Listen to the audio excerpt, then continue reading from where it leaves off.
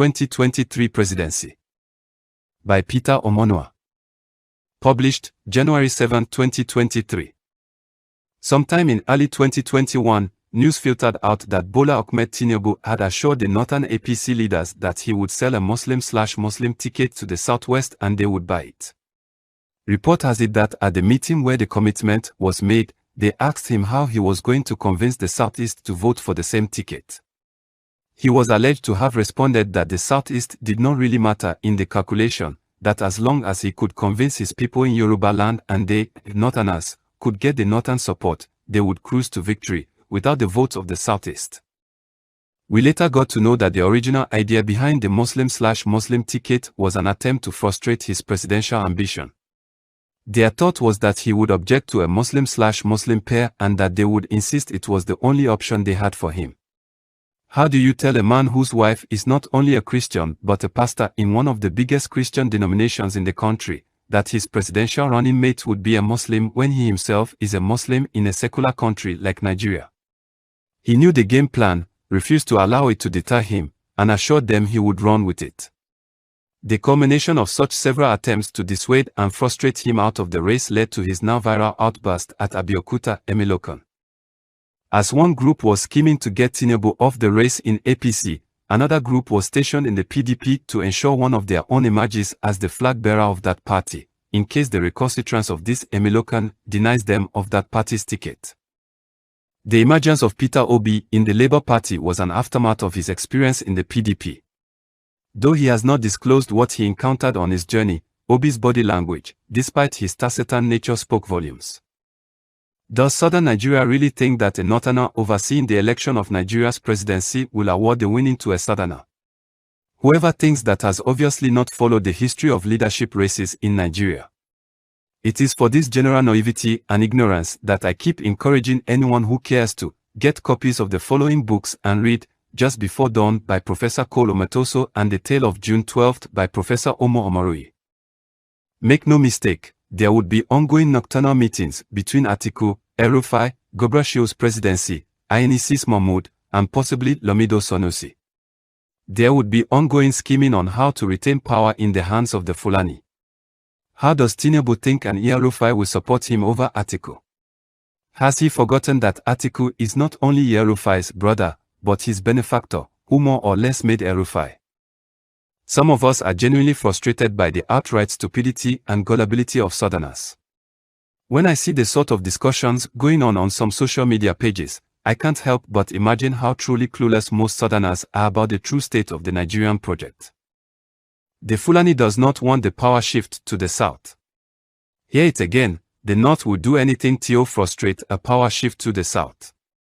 They do not care about any party. They want to see that it is transferred to another Fulani, not even to a Hausa or a Kanuri. It was for that reason Peter Obi was frustrated out of the PDP. It was for the same reason Tinubu was saddled with the baggage of a Muslim/Muslim ticket. The backlash was anticipated and they had calculated it would be a suicidal mission for him. The popularity and blossom of the Labour Party under Peter Obi was never in their calculation. What the North has succeeded in doing is dragging Yoruba and Igbo out into an election cycle, sidestepping the making of a new constitution that should have preceded any elections. They need the overwhelming participation of the Yoruba and the Igbos, the two other majority by which they can then give a semblance of fair representation in the process. They would then be able to say to the international community, see, it was a widely and keenly contested election, may even get to a runoff. At the end, one person won, and that person happens to be a Fulani man. If that happens, now what? How can the Southern leadership live with the reality of a back-to-back Fulani rulership of Nigeria given the experience of the South and the Middle Belt in the hands of the Fulani over the last 7+ years? Are we not thereby helping to promote a Fulani to complete what Buhari started, i.e., the domination and enslavement of the country by the Fulani? And to think that the chief promoters of a back-to-back Fulani headship of the country are mostly Southerners is mind-boggling. It is unconscionable, unbelievably shocking to see some Southerners actually drumming support for an Atiku Abubakar presidency. So, Dele Momodu, Rino Omokri, the Obasikis, Dino Melai, the Yoruba Okon from Kogi, and most disappointingly, Ifeanyi Okawa, a supposed frontliner of the Southern Governors Forum, would face their constituencies and be proud to inform them they are part of an agenda to use one Fulani to replace another Fulani. Unbelievable. What would these Southerners tell their future generations about their roles in the vanquish of the South? Political expediency. Do people not have shame? Do they not think of posterity and what history will write about them? Afonja and its betrayal, which gave birth to an Ilorin emirate over a century ago, is still in our political discourse and will continue to be. Is that how these people want to be remembered? I must appreciate Governor Wike and his G5 governors for their tenacity and daring to stand up for what is right. It is not even enough for the G5 governors to insist on AU's resignation. It should be an insistence that Atiku himself, being a Northerner, cannot stand for election to replace another Northerner. Not so them just see us finish. Can you imagine Atiku telling us that because Buhari is in APC, then it should not affect the chances of PDP producing another Northern president? What an infantile puerile argument. Is that how stupid these people think we have all become? So, is he telling us Obasanjo could have handed over to another Yoruba or Igbo person, or that Jonathan could have handed to another Southerner and it will be fine with the North? What shameless effrontery and daylight robbery is that? It amazes me how the South is so gullible to think the North will actually organize a free and fair election, then hand over power if the winner is from the South. Has that ever happened? When has a Northern president or head of state ever handed power to a Southern successor? The transition of power has always been from a Southern leader to a Northern leader, i.e., Obasanjo to Shagari, Obasanjo to Yar'Adua, and Jonathan to Buhari. The Sultan will not even allow it, not to talk of now that they have a dog in the fight and are the referee at the same time. For them, Kaka Kiekumo JCC, Efa Shia Wada Danu and I, meaning, if I can't have it, nobody will have it, so let us scatter it. Do people even realize the resistance from the highest level of the Northern power bloc against handing over to Abiola? People just think it was IBB that was power drunk and wanted to cling to power. Forces much stronger than IBB were at play at that time, and those powers are still there. They have an uncanny fear of losing power. They also have a deep fear of Igbo-Yoruba coalescence, the reason the current rivalry between obedience and Batified is a game for them. They do not want any of these two tribes to lead Nigeria, neither do they want a coalition of the two. If all attempts to replace one Fulani with another Fulani fail through the ballot, they are ready to have their military boys roll out the tanks and take over with the barrels of the gun. The populace and the international community will call it a military takeover, but it is essentially an elongation of Fulani rule. Most Southerners do not understand the desperation of the people they are dealing with. They would kill anyone standing on their path to perpetuate their rulership. It has already started. Some seemingly inexplicable demises have explanations. Unfortunately, they have succeeded, yet again, in dividing the South along ethnic and religious lines. You would think that lessons have been learned, but no.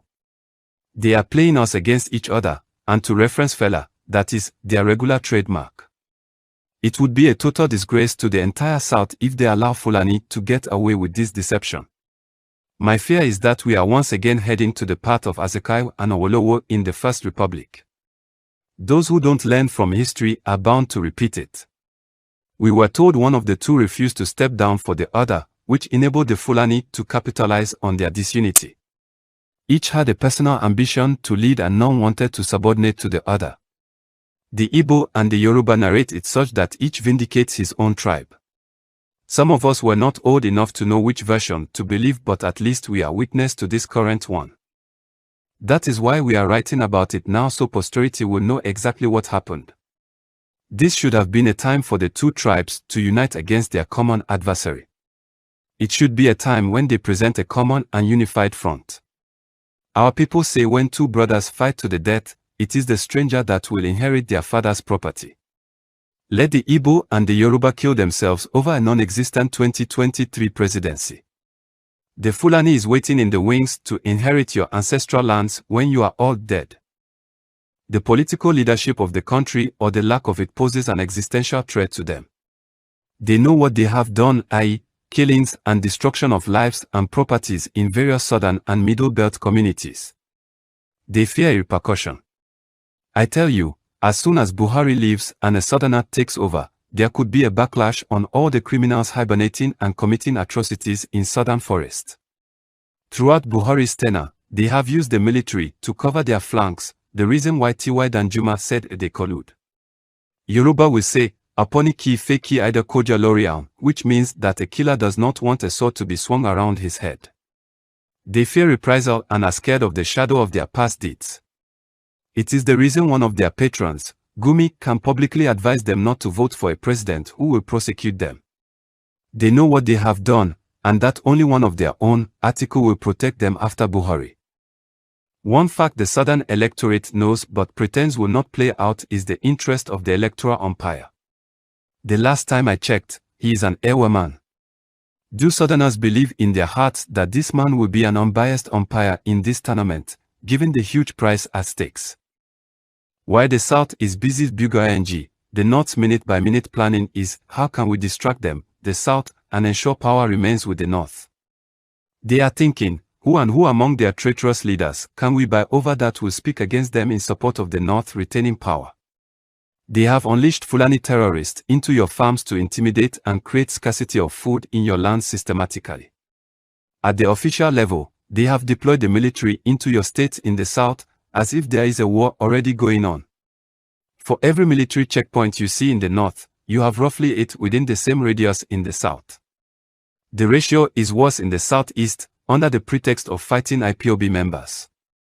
It's all part of the game of psychological warfare and defeat. My postulation, they will declare Atiku the winner of the election, irrespective of what the real voting numbers are. They will anticipate an uproar. To assuage the South, they penciled down some names to appoint into key positions as soon as they declared Atiku winner. They will tell you to go to court and challenge the result. If your uproar spirals to a riotous tumult, they will deploy their military, kill a few and take some perceived frontline leaders of the protest into detention, reminiscent of June 12th. They will direct the CBN to release any required amount of money to buy out leaders of the major tribal groups. For the candidates i.e., Tinubu, Peter Obi, etc., they will tell them to name their price and promise to pay them any amount of money they want to assuage and compensate them. Did I hear you say, it can never happen, this is not 1993, wait for it. I will remind you. As it was in 2015 and 2019, a dog that will get lost does not hear the whistle of its owner. They call us whalers and political neophytes. Atiku is coming to finalize the Fulani agenda started by Buhari. Buhari spent the last 8 years restructuring the country to their preferred structure. He only needs Atiku to consolidate on that restructuring. Do people think he will hand over to a southerner who will deconstruct all that he has put in place for the benefit of his clan and their long-held belief that they own Nigeria? Atiku, I am told, is deadlier, more virulent, and will exercise a vice-grip hold of the South. Just as Tinubu fed a lion that has almost now consumed him, those promoting Atiku now will be the first casualty. That is why he has never condemned Fulani atrocities. That was why he deleted that tweet about the murderous killing of Deborah by some terrorist in Sokoto. Southern Nigeria has suffered enough under the yoke of this marriage. When is enough really enough? If Chief Obasanjo, with all of his stubbornness and deep understanding of Nigeria's socio-political history, could not salvage it, believe me, no one can. Not Peter Obi and not Tinubu. From the onset, two countries that did not have anything in common were merged into a single entity. Nigeria has been a state held together at gunpoint since then. It has been over 100 years and everyone can see that it has not worked. Anyone adamant about keeping it so, no doubt, reaps from the agony and frustration of the people of a failed state. They do not care about the well-being of the citizens or the development of the country. Chief Richard Akinjide, a one-time staunch supporter of the North, who went to the extent of betraying his kinsman, Chief Obafemi Awolowo, for the benefit of the North, before he died, said the North believes they can use the military to rule the country in a form of internal colonialism. He further said, and I quote, "These are people who do not make a distinction between public treasury and private treasury. Basic economics tells us savings and investments are the engines for the growth of any economy. How can you ever hope to save and invest with such people? As far back as 1962, Chief Obafemi Awolowo had referred to them as the autocratic ruling caste during his treason trial. Before any progress can be made in southern Nigeria, we have to go back to the two-state solution, northern Nigeria and southern Nigeria. Take it back to where it was before the British disingenuously merged them. Southern Nigeria delineation. Already we are running two countries as it were anyways. The Water Resource Bill is clear evidence. Those in southern Nigeria don't want it while those in northern Nigeria welcome it and in fact, anticipate it. The introduction of Sharia with its associated Hizbah police is another. The states in the Middle Belt will be given the choice to decide if they prefer a country of their own or vote for a choice between becoming part of southern Nigeria or part of northern Nigeria. Thank God for the discovery of oil wells and other minerals in the north. Southern Nigeria will decide after this first level of separation if they will continue as a unit or create new countries of Biafra, Oduduwa, and Niger Delta thereafter. A president of southern Nigeria extraction, even if it were to happen, with the current structure of the country, is window dressing, the sore would only fester. Like a friend of mine said, if perchance they give you the presidency now, the Fulani, like a hawk, will patiently wait for when they return to power to finish their project. Why to postpone the evil days? Some would say, why now when the presidential election is less than 2 months to take place? It is because we know the election is a distraction. It is a destination to nowhere, to a darker wilderness. It is being used to renew the life of a slavish constitution, the same reason our revered elder statesman, Chief Ayo Odebanjo, had said there should not be any elections before a new constitution. Pastor Chris Okoti also said just recently that there should be no election but that a transition government is put in place. Against all voices of wisdom, they are railroading us into an election because they need it as a vehicle to perpetuate their overlordship and finalize their evil agenda. Peter Omonua, an officer of the Canadian Armed Forces, lives in Ontario, Canada. He can be reached at pomonua@yahoo.com. This podcast was brought to you by BG Media. Download the BG Media app today or visit barglobal.net for more podcasts.